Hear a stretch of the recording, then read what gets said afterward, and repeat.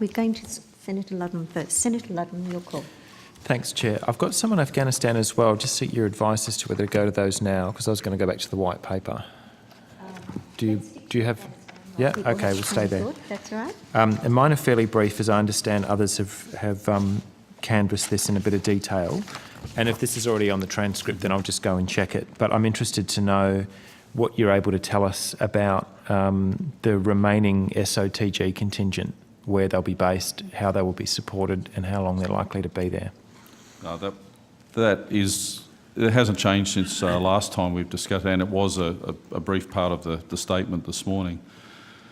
Government hasn't made any final commitment to whether the SOTG will remain or not, and that will be based on discussions that are currently going on in Brussels over the next couple of days on the future post-2014 operations in Afghanistan.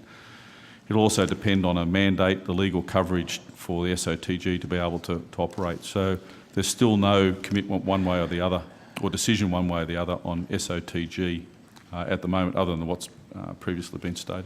The mandate, that's an ISAF question. Is there a need? And then will that fit our national objectives as well in Afghanistan? And then whether there would be any level of legal coverage for operations for the SOTG post-2014? You say if, as though it might be in question as to whether there's such a need? Well, as we discussed before, in fact, before you came in, the discussions currently going on at NATO headquarters in Brussels is determining or helping set out what the post-2014 requirement for a post-ISAF mission will be, and that will be one of the factors that will take into account whether we have SOTG involvement or not. Okay. Now, we're effectively pulling the Tarancot installation apart.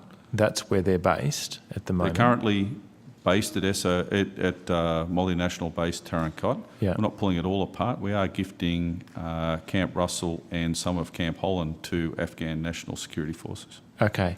And I would understand that will have been canvassed in a fair bit of detail this morning, the arrangements for... We've talked a little bit about it just before lunch. Okay.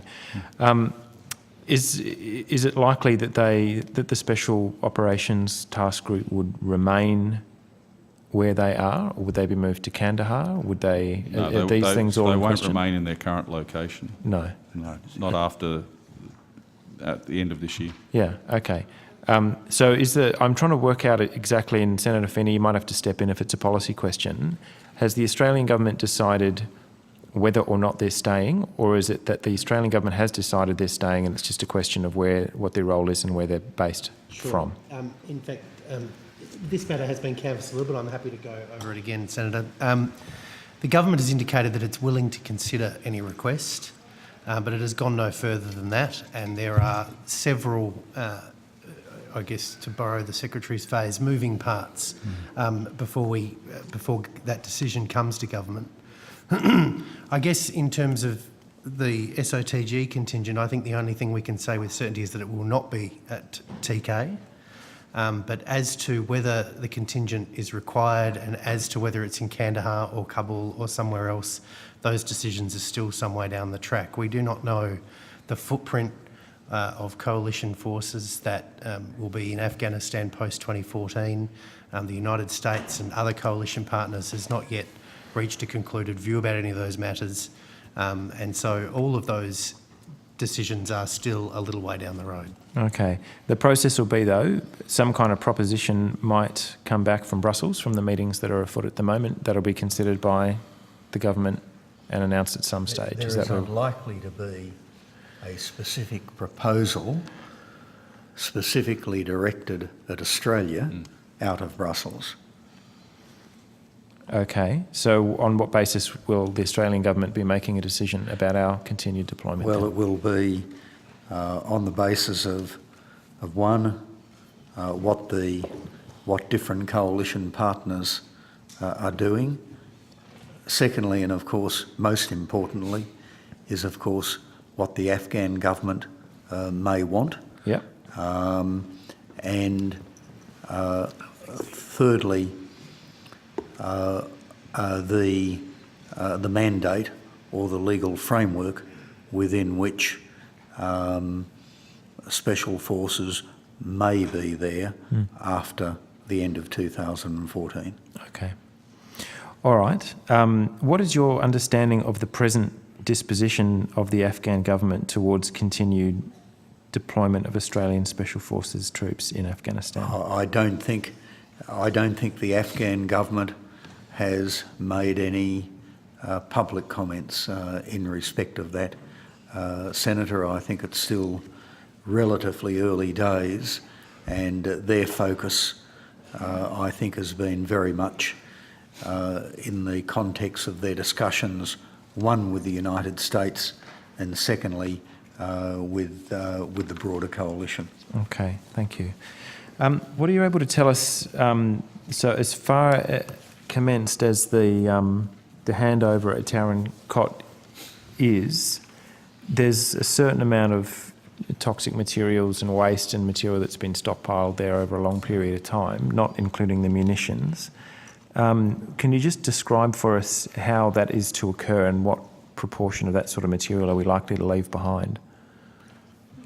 I'll get Commander Joint Logistics to come in and give you a brief in detail on that specific area if you like. But we are bound by our legal requirements here to be able to remove a lot of the the equipment and anything that we may have taken into the country, and we've got to remediate the land. We have to go through all that. But if Commander Joint Logistics be able to give it to you now, or might as well have it now, and then I'll hand over to the chair. Senator Redmond Clint Thomas, Commander Joint Logistics. As the VCDF has alluded to, we apply the environmental protocols in accordance with our own is what we absolutely endeavour to apply, and so the whole disposal mechanisms that have been set up in the Middle East really have that in mind, and so as I was alluding to before lunch, there's a whole range of options that apply if there's disposal. If it's returned to Australia, obviously that's not an issue because we then bring it back home and we will dispose of using our own Australian-based protocols for disposals. You've got some quarantine matters to take into account. Correct. So, for example, I have an arrangement with my equivalent in the NATO support agency, Mr. Mike Lydon, who has set up through the NATO arrangements a range of contracts which apply to all NATO countries and countries in support of NATO operations, such that if we cycle disposal of various types through the contracts set up, they're all compliant in accordance with the international protocols. So that's, for example, there's some small arms shell casings, for example, are taken to a particular installation and shredded in accordance with international protocols, as one example. All right, so the summary there is we're not unilaterally disposing the stuff according to our own protocols. We'll batch up our material with that coming out from other NATO partners. Is that the general summary? Correct, Senator. Yes, it's the disposals planning is as detailed as the repatriation of serviceable equipment. Yeah. And very mindful of international protocols and our own at home as well. What's going to happen to 10 or 12 years worth of sewage at the TK base? we won't be bringing that home, Senator. I don't have an answer for that. You don't have an answer? My answer was in the guise of equipment. No, that was what I put to you initially. But it's a serious question I ask you. If you don't have a brief, I can't believe you wouldn't have a brief in front of you on that. But if you're able to take on notice what the final disposal, I mean, this is in an agricultural valley. We can't just leave it lying there. So we'll take that on notice. All right, thanks. I'll leave it there, Chair. I'll come back with the others after if you wish. Sure. Thank you.